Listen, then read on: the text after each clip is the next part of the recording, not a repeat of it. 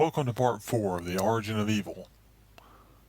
I've had a chance to view a few other videos by prominent theologians Chuck Missler and John MacArthur, both of whom are very intelligent, very learned men who have the gift of the ability to speak and persuade and craft arguments using multiple sources. Actually, I found their commentaries quite interesting and enjoyable. They gave a lot of information that I thought was quite profound, but it amazes me how such learned men can ignore the nose on their face. They can ignore what's right in front of them and see past it and craft all these exotic arguments, almost ignoring Occam's razor, that the simplest explanation is going to be the best explanation, and then they try to twist and use their understanding of Scripture.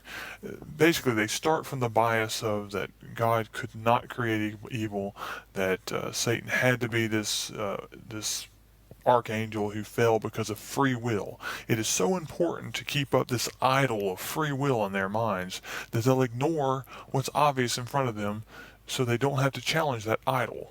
Because ultimately, it's the idol of free will that makes us our own God. I mean, if we have free will that God has no influence over, then ultimately we can be like God. And that's what they're guarding. It's just, they just don't see it. Let me start with John MacArthur and give you one of his statements. So good could not triumph. If God were the source of evil, he would have to be evil himself.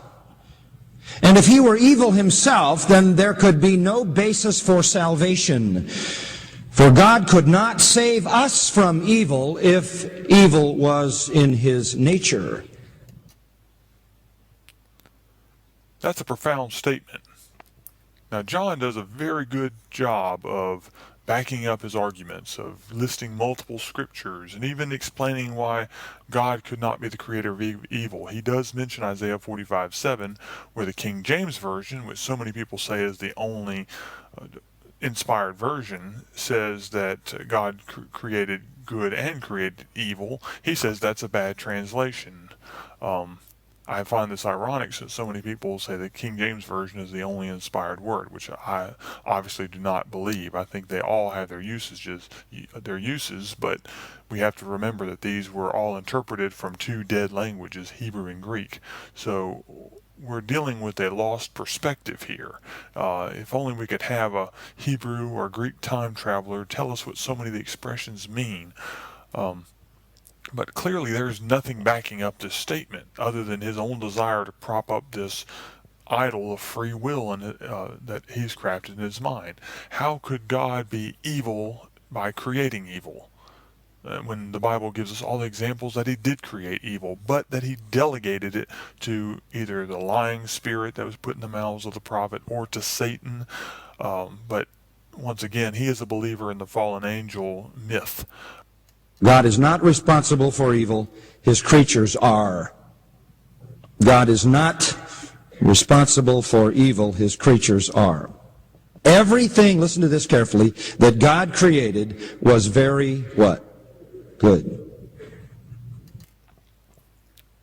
He's right about that, about everything he created was good. God said he created everything and looked upon it, and it was good.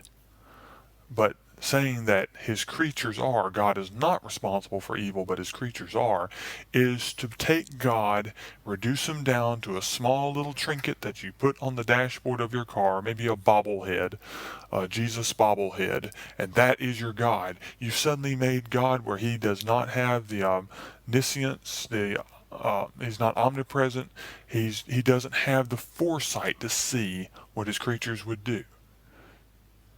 Saying that God created everything good but had no intentions for it to become corrupt.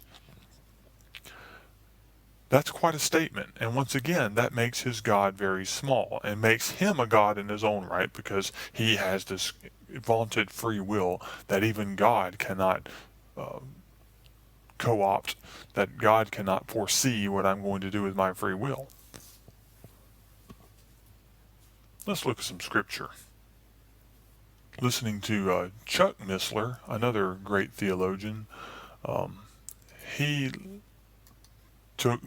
actually mentioned both the prophecy of Ezekiel 28 and Isaiah 14, but came through some exotic conclusion that he was actually seeing through the prince of Tyre and going to the king of Tyre, which was Satan, as well as in Isaiah 14 that he was actually talking not to the king of Babylon, but to the king of Babylon, Satan. That somehow this was some dual prophecy being spoken against both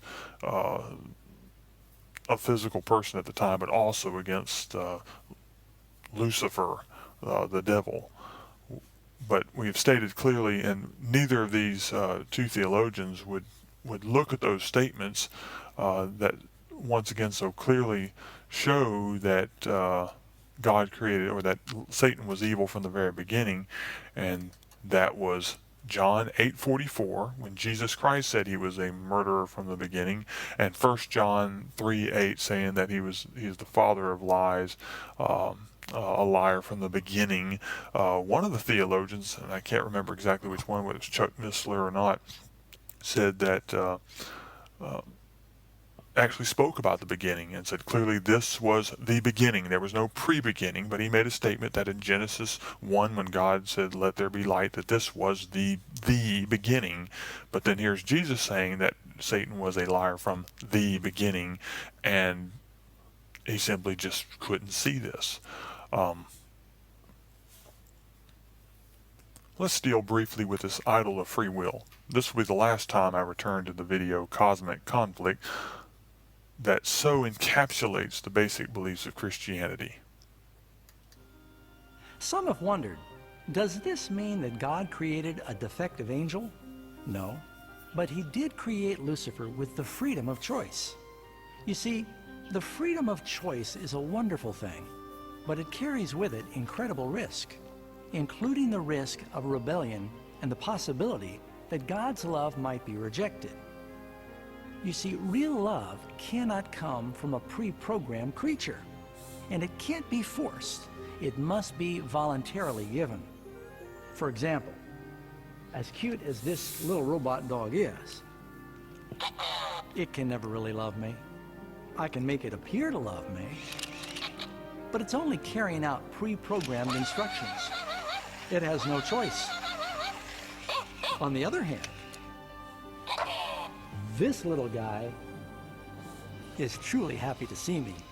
He's chosen to give me his affection, and given time, our relationship would grow and strengthen as I love and care for him. In the same way, a God of love only wants the genuine love of his intelligent creatures. Interesting hypothesis. But let me show you some scripture that I think will shed a different light on this issue. Psalm 139 verse 16. Your eyes saw me when I was inside the womb. All the days ordained for me were recorded in your scroll before one of them came into existence. The psalmist states in this verse that all his days were ordained for me before they were recorded. The psalmist had no free will involved in this. All the days were already recorded. Let's look at another verse. Zechariah 13 verse 7. Strike the shepherd that the flock may be scattered. This was quoted in Matthew 26:31, when Jesus said, This night you will all fall away because of me, for it is written, I will strike the shepherd, and the sheep will be scattered. In Matthew 26 verse 39, he stated, My Father, if possible, let this cup pass from me, yet not what I will, but what you will.